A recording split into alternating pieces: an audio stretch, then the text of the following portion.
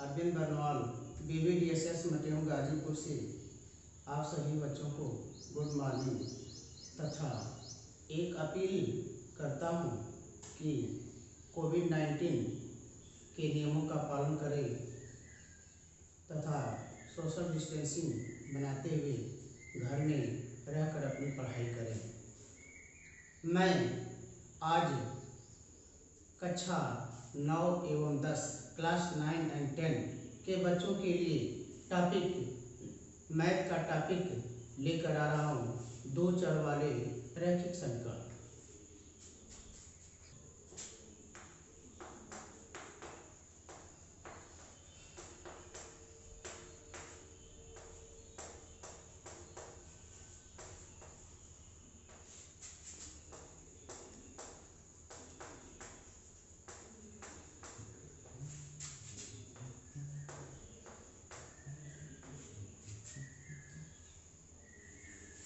दो चर वाले रैखिक समीकरण लीनियर पेयर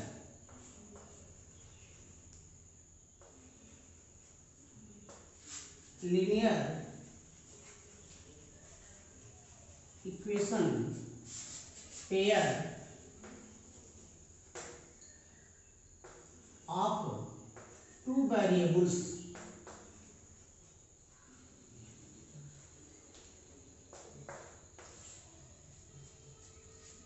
लीनियर इक्वेशन रैखिक समीकरण। जैसा कि पिछले पार्ट में आपको बहुपद के पार्ट में पढ़ाया जा चुका है कि रैखिक समीकरण वह बहुपद जिसमें चर राशि की घात 1 होती है रैखिक समीकरण कहलाता है। अब आज हम दो चर वाले रैखिक समीकरण का अध्ययन करेंगे। दो चर जैसे x और y। तो रैखिक समीकरण सदैव दो चर का a1x plus b1y plus c1 बराबर 0, a2x plus b2y plus c2 बराबर 0 के रूप में दो समीकरण दिए जाते हैं। किन्हीं भी दिए गए दोनों समीकरणों को हम इस व्यापक समीकरण a1x plus b1y plus c1 बराबर 0 तथा a2x plus b2y plus c2 बराबर 0 से तुलना करके a1 b1 c1 तथा a2 b2 c2 का मान ज्ञात करते हैं।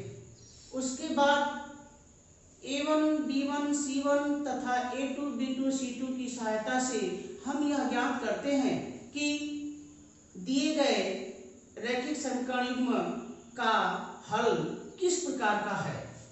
तो अब इसके लिए नियम, यदि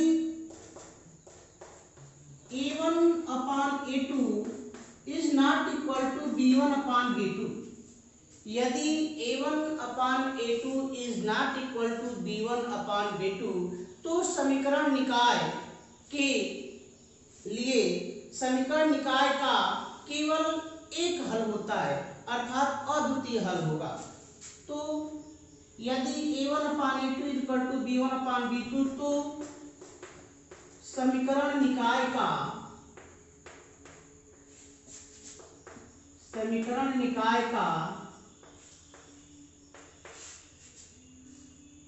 एक अद्वितीय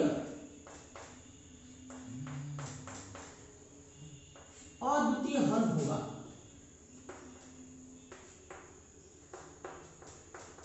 अर्थात केवल एक हल होगा।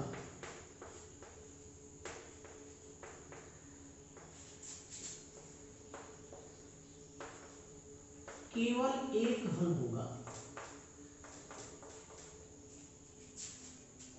दूसरा,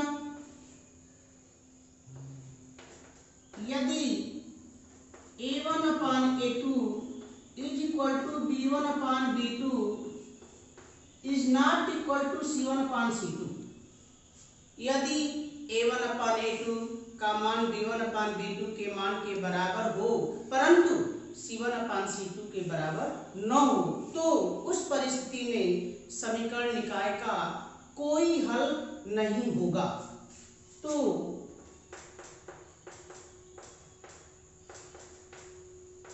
समीकरण निकाय का कोई हल नहीं होगा।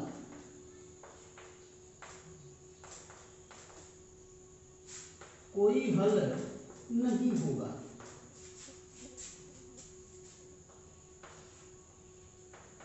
यदि A1/A2 equal to B1/B2 equal to C1/C2, यदि A1/A2 का मान B1/B2 और C1/C2 दोनों के बराबर हो, अर्थात हम कह सकते हैं कि A1/A2 B1/B2 और C1/C2 के मान परस्पर आपस में बराबर हो, तो समीकरण निकाय का अनंतः अनेक हल होगा।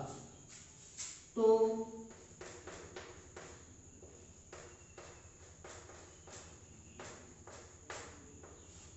समीकरण निकाय का के अनंतः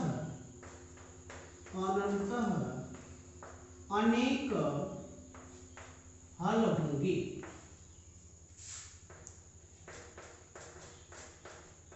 अनंतः अनेक हल होंगे। इसे यदि A1/A2 is not equal to B1/B2, तो समीकरण निकाय का केवल एक हल होगा, अर्थात अद्वितीय हल होगा, यानी दूसरा कोई नहीं होगा, केवल एक होगा। यदि A1/A2 equal to B1/B2 is not equal to C1/C2, तो समीकरण निकाय का कोई हल नहीं होगा। यदि A1/A2 is equal to B1/B2 equal to C1/C2, तो समीकरण निकाय के अनंतः अनेक हल होंगे। तो यह हल संबंधी बातें। अब इसी नियम को यदि हम ग्राफीय निरूपण के माध्यम से अध्ययन करना चाहें कि इसका ग्राफीय निरूपण किस प्रकार का होगा, तो तीनों के लिए ग्राफीय निरूपण में कि यदि A1/A2 is equal to B1/B2, तो समीकरण निकाय का ग्राफीय निरूपण यानी उससे खींची गई ग्राफ से संबंधित बात, तो रेखाएं परस्पर प्रतिच्छेदी होंगी। रेखाएं परस्पर प्रतिच्छेदी होंगी, अर्थात दोनों रेखाएं निश्चित रूप से एक दूसरे को किसी एक बिंदु पर अवश्य प्रतिच्छेद करेगी। दूसरा नियम, यदि A1/A2 equal to B1/B2 is not equal to C1/C2 हो, तो ग्राफीय निरूपण में दोनों रेखाएं परस्पर समपाती होंगी, अर्थात एक रेखा पर दूसरी रेखा भी होगी। यदि A1/A2 is equal to B1/B2 equal to C1/C2, तो समीकरण निकाय के अनंतः अनेक हल हैं। इसका ग्राफीय निरूपण, तो ग्राफीय निरूपण में दोनों रेखाएं परस्पर समांतर होंगी। दोनों रेखाएं परस्पर समांतर होंगी। ये समीकरण निकाय से संबंधित नियम। अब इससे संबंधित सवाल, रैखिक समीकरण युग्म से संबंधित सवाल, जैसे यदि x minus 3y equal to 3, 3x minus 9y minus 2 equal to 0, ये सब हमारा समीकरण दिया है। तो इसे हम इस रूप में भी लिख सकते हैं, या x minus 3y minus 3 equal to 0। ये हो गया समीकरण नंबर 1 और यह समीकरण नंबर 2। अब इससे पूछा जा रहा है कि निम्नलिखित दोनों रेखाओं का जो समीकरण निकाय है वह उसका हल किस प्रकार का होगा। तो सबसे पहले दी गई रेखाओं के समीकरण को हम तुलना करते हैं व्यापक समीकरण से। तो समीकरण एक जो है उसकी तुलना करेंगे a1x plus b1y plus c1 बराबर 0 से। समीकरण दो की तुलना करेंगे a2x plus b2y plus c2 बराबर 0 से। तो हम कह सकते हैं कि a1x plus b1y plus c1 बराबर 0 तथा a2x plus b2y plus c2 बराबर 0 से तुलना करने पर तो a1x plus b1y plus c1 बराबर 0 तथा a2x plus b2y plus c2 बराबर 0 से तुलना करने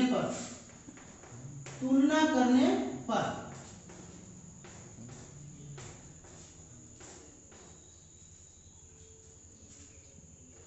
a1 is equal to 8, b1 is equal to -3, c1 is equal to -3, a2 is equal to 3, b2 is equal to -9, c1 is equal to -2। हम प्राप्त करते हैं a1 अपान a2। तो a1 की वैल्यू 1 और a2 की वैल्यू 3, यह मान हो जाएगा हमारा 1/3।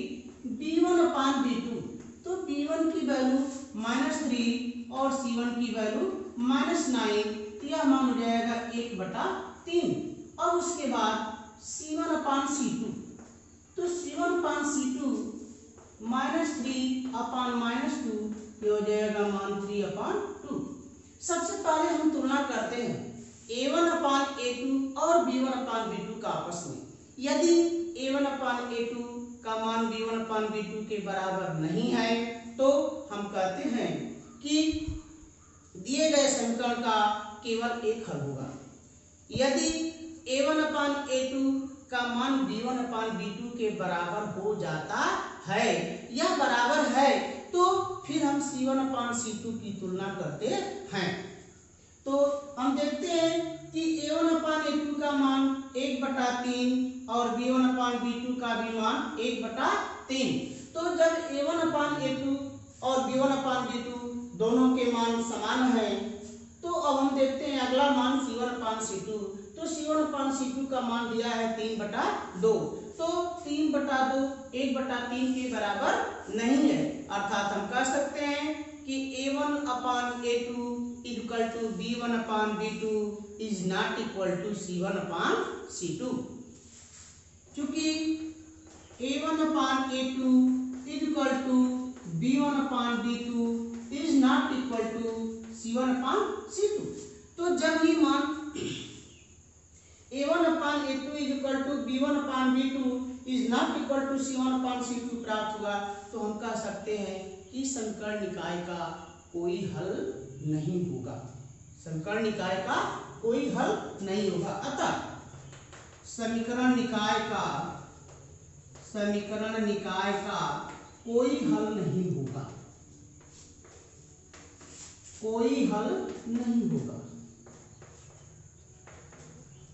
कोई हल नहीं होगा। इसी प्रकार अगला प्रश्न 2x प्लस वाई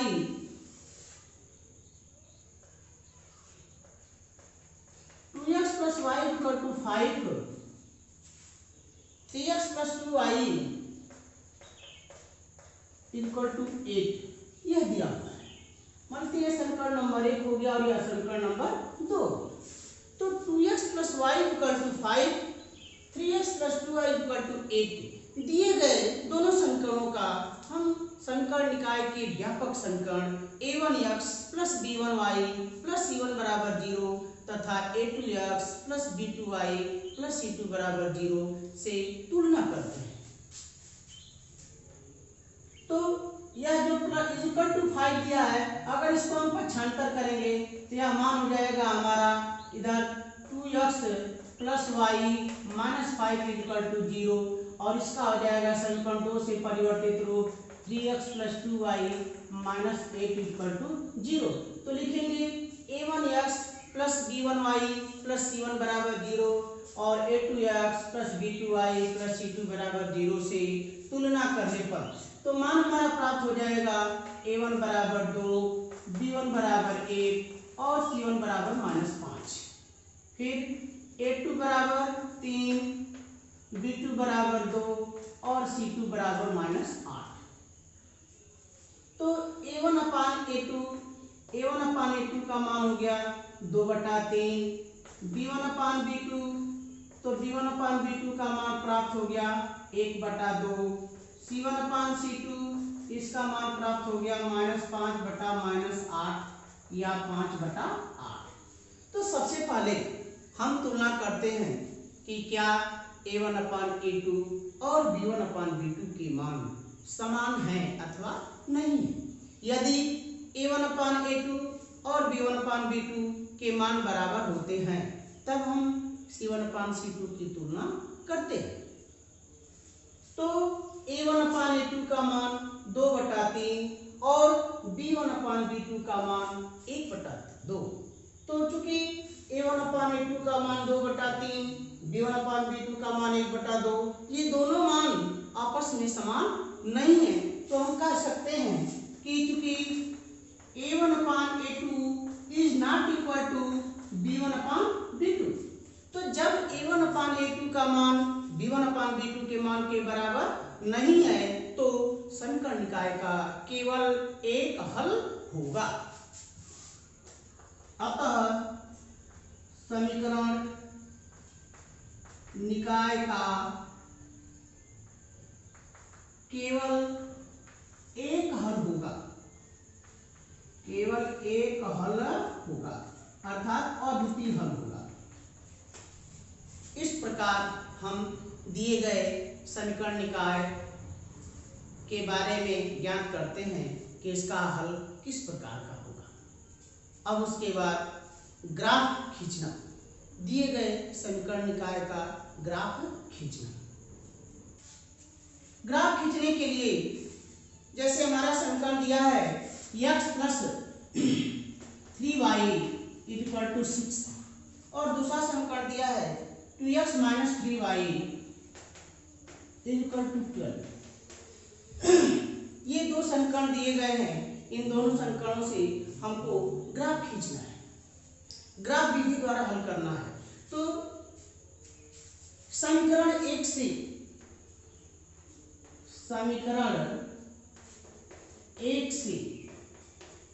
दिया है x प्लस 3y = 6, तो हम कह सकते हैं कि 3y = 6 minus x, therefore y = 6 minus x upon 3। अब हम x के वे सभी मान इस दिए हुए संबंध में रखेंगे जिसके लिए y का मान पूर्ण प्राप्त हो। तो इसके लिए हम ग्राफ बनाते हैं, एक सारणी तैयार करते हैं x और y के रूप में।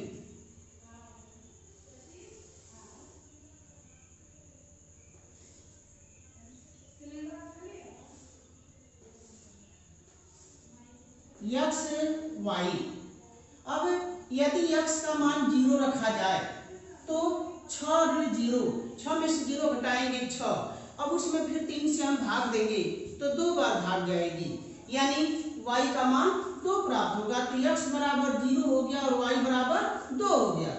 अब उसके बाद यदि x बराबर हम 1 लेते हैं तो 6 माइनस 1 यानी 5/3 यह पूर्णांक नहीं प्राप्त होगा। इसी प्रकार x का मान यदि हम 3 लेते हैं तो 6 माइनस 3 यानी 3। तो x का मान जब 3 लिया गया तो 3 में जो है 6 में से 3 घटा दिए, 3 बचा, 3/3 यानी मान हो जाएगा 1, तो y का मान हो जाएगा 1। उसी प्रकार यदि x का मान हम 6 लें तो y का मान हो जाएगा 6/3 यानी 0/3, तो y का मान हो जाएगा 0। यदि x का मान हम -3 लें तो 6 माइनस प्लस, तो 6 + 3 = 9, तो 9/3 = 3। किसी भी दिए गए समीकरण के x और y की सहायता से हम कम से कम 3 मान प्राप्त करते हैं। अब दूसरा समीकरण है समीकरण 2 से समीकरण 2 से 3y बराबर 2x ऋण 12। तो y बराबर 2x ऋण 12/3।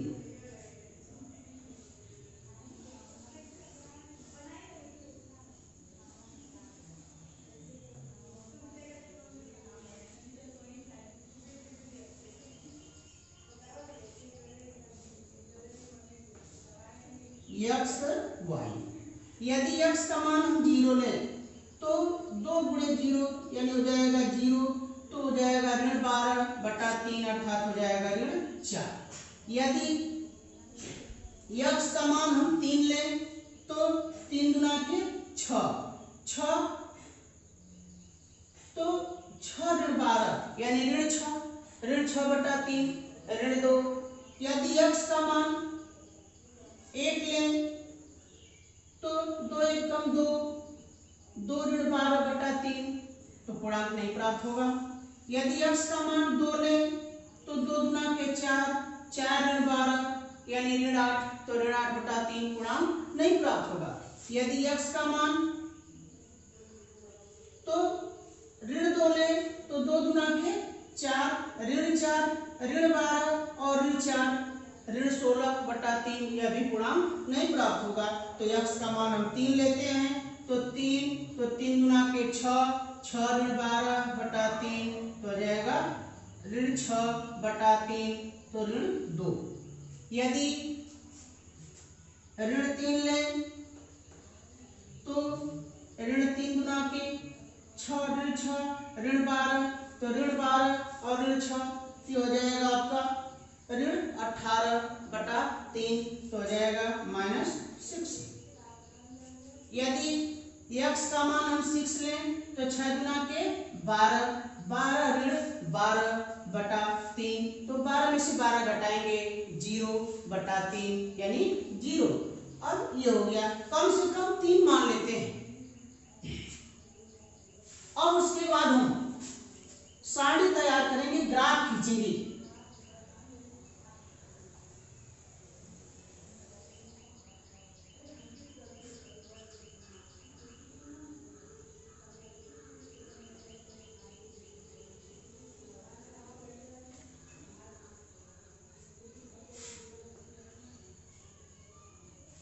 इसे क्षैतिज रेखा और ऊर्ध्वाधर 2 प्रकार की रेखाएं हैं। तो क्षैतिज रेखा को हम x अक्ष कहते हैं और ऊर्ध्वाधर रेखा को y अक्ष कहते हैं। x अक्ष तथा y अक्ष एक दूसरे को जिस बिंदु पर प्रछेदित करती हैं, उस बिंदु को मूल बिंदु कहते हैं और मूल बिंदु का मान सदैव 0 होता है, अर्थात इसका निर्देशांक हो जाएगा, मूल बिंदु का निर्देशांक 0, 0। अब इस मूल बिंदु से दाहिनी तरफ नापी गई दूरी धनात्मक और बाईं तरफ ऋणात्मक, ऊपर की ओर नापी गई दूरी धनात्मक और नीचे की तरफ ऋणात्मक होती है। तो 1 2 3 4 5 6, 1 2 3 4 5 6 7।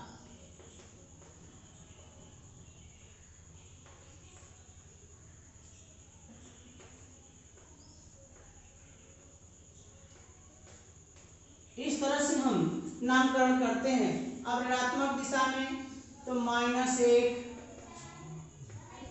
-2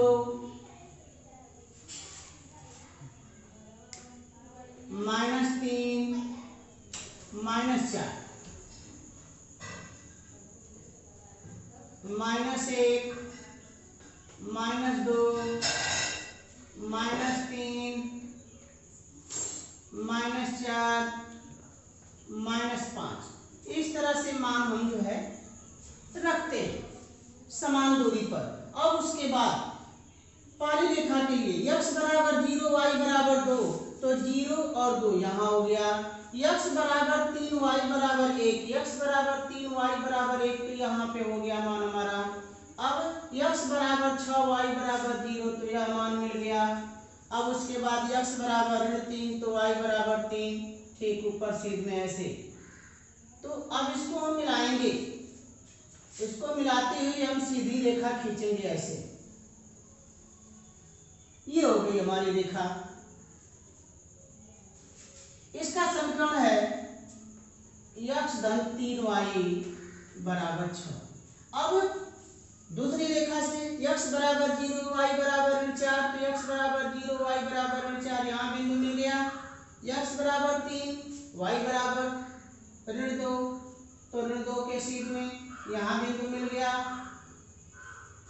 x बराबर 3 y बराबर 6 तो 6 ये 6 हो गया, इसके सीध में मिल गया ये बिंदु। x बराबर 6 y बराबर 0। अब इसको हम मिलाते हैं,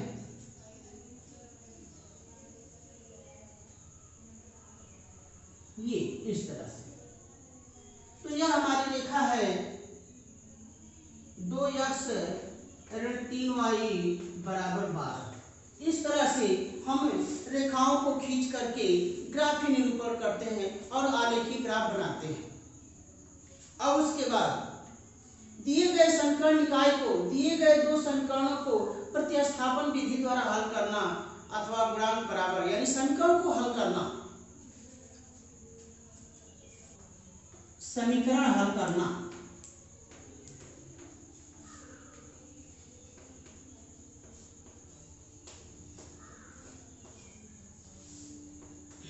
तो समीकरण हल करने की दो विधियां हैं। एक तो विधि गुणांक बराबर करके और दूसरी विधि प्रतिस्थापन विधि।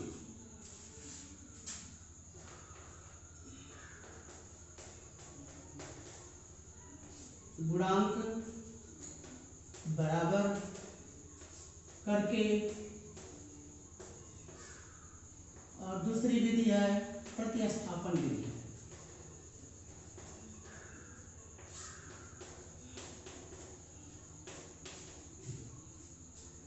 जैसे समीकरण दिया है 3x धन 2y, 3x धन 2y बराबर 19, 2x धन y बराबर 12। यह समीकरण दिया हुआ है। तो हम गुणांक बराबर करके कैसे हल करते हैं? गुणांक बराबर करके हल करने का नियम कि दिए गए समीकरण में से, दोनों समीकरणों में से किसी एक चर राशि x अथवा y के गुणांक को बराबर करते हैं। गुणांक बराबर करने के लिए उचित राशियों से दोनों समीकरणों में आवश्यकता अनुसार गुणा भी करना पड़ता है। क्योंकि यदि हम y का गुणांक बराबर करना चाहें तो y का गुणांक यहाँ 2 है और दूसरे समीकरण में y का गुणांक यहाँ 1 है। तो अगर y का गुणांक हम समान करते हैं तो समीकरण 2 में हमें 2 से गुणा करना होगा। यदि x का गुणांक समान करना चाहें तो x का गुणांक बराबर करने के लिए पहले समीकरण में x का गुणांक 3 और दूसरे समीकरण में x का गुणांक 2 है। तो उस परिस्थिति में हम 3 में 2 से गुणा करेंगे और 2 में 3 से गुणा करेंगे, अर्थात समीकरण 1 में 2 से गुणा करने पर और समीकरण 2 में 3 से गुणा करने पर। इस प्रकार हम गुणांक बराबर करते हैं। तो किसी एक गुणांक को हम बराबर करते हैं। समीकरण नंबर 1, समीकरण नंबर 2। तो समीकरण 1 व 2 में क्रमशः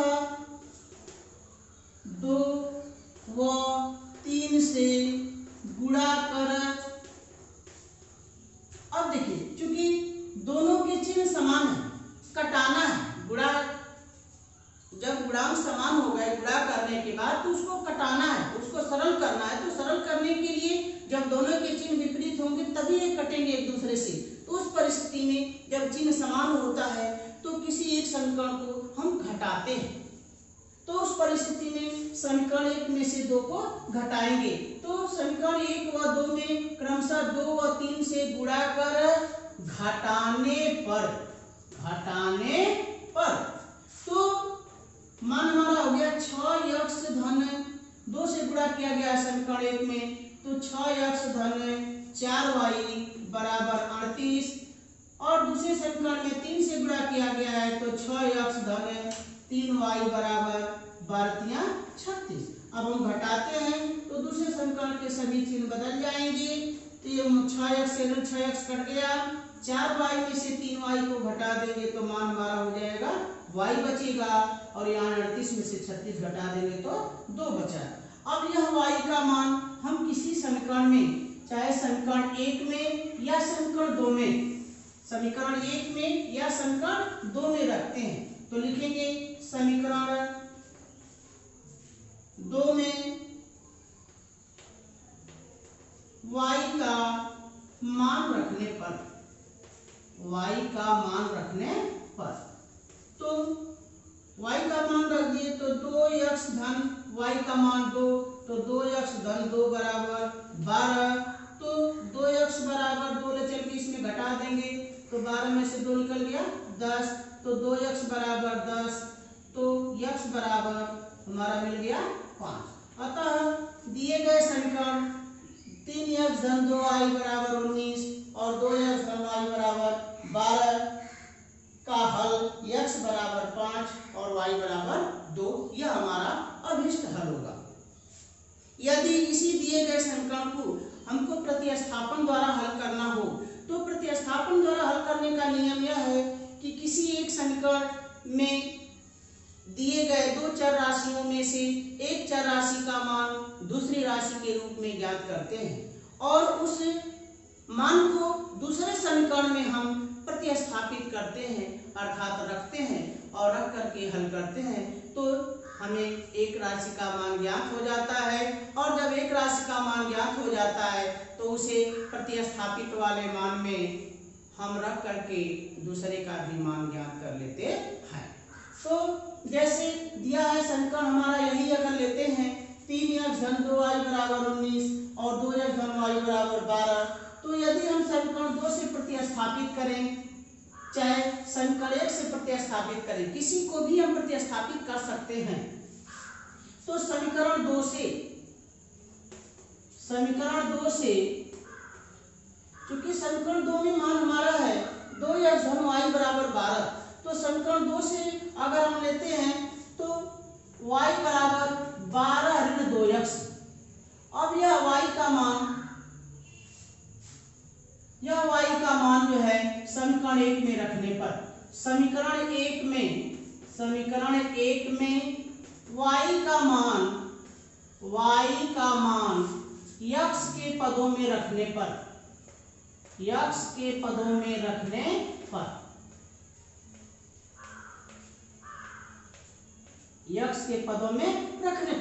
तो x के पदों में तो ये 3x धन 2y है, तो 2 गुणे 12 ऋण 2x यह बराबर हो गया 19। तो 3x धन 12 दुना के 24 ऋण 2 दुना के 4x बराबर 19। तो 3x ऋण 4x तो बच जाएगा ऋण x, इस 24 को इधर लाएंगे तो 19 ऋण 24 अर्थात ऋण x बराबर ऋण 5, तो ऋण से ऋण कट जाएगा तो x बराबर मान हो जाएगा हमारा 5।